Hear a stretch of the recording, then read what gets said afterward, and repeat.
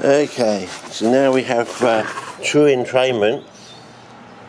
So if I move the top one, it moves over to be underneath it, sort of thing. So as you can see, and if I turn this one round at the top, if I can see, so it turns this one around too. So there's a delay. I suppose you could do an equation for how much delay there is on. Okay. Anyway, so we've got true entrainment there.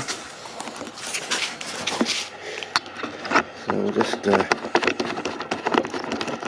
Oh, I get it. You don't understand what the true domino effect is. You think the domino effect is just knocking dominoes over. No, the true domino effect is you can take a small domino and knock over one that's bigger and keep going until you can actually, a child can knock over a single domino and it can knock over a whole giant wall section of a domino, sort of thing, after many increasing sized slabs of material, sort of thing.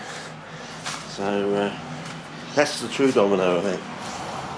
So if I turn this using this one, first I've got to get entrainment, so I'm going to get the right distance, and I can turn that, which turns the one underneath.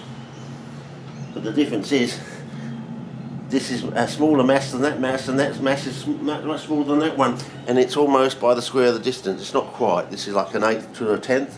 If it was exactly a 1/10, that would be 1 to 4, and that would be 4 to 16, but it's only 4 to 12, so it's not quite there. And because the polystyrene isn't thick enough to support 16, it will sink. It doesn't have enough buoyancy to support. Let's do it again. But I'll do it from sideways onwards like we did before. If I can find that brick where I was using those bricks, maybe I've got to put something else down on its side, sort of thing. Usual thing. Get it as close as possible. Is that good enough? I don't know. I suppose we're going to see. Find out. Anyway, so here comes the one, and we'll try. First of all, we'll try and get entrainment, and then we'll start turning slowly. Now, I don't think we're close enough to get true entrainment at the bottom. And notice it's skidded out from underneath. Yeah. Well, that's not bad, considering. Let's turn it the other way. Turn this one if I can get it out. Yeah. Oops. Turn around.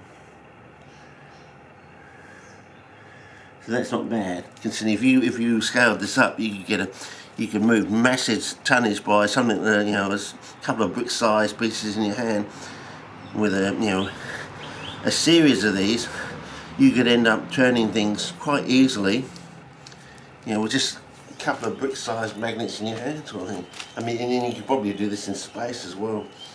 So yeah, you might want to think about that. But anyway, that's just simple test number 2. And there's also other things you can do. As I say, you can stick shielding in front of this stuff, and amazingly, quite a lot of these things still work when you've got shielding on. So there's a bit of virtual magnetism going on there somewhere. So that needs to be nutted out as well. But anyway, and also it works. Even the shielding and stuff works on our little man there as well. So you can actually get our little man to move. Supposedly when there's no to very little magnetic field there, which is rather strange. So is it actually a magnetic field there, a very small one, and it has much more inertial properties than you think, or is there some other field there that we've never seen before? Because have you noticed there's always that little gap, even in the old diagrams of microfaraday, there's a little gap in the centre of the magnet where there's no iron filings.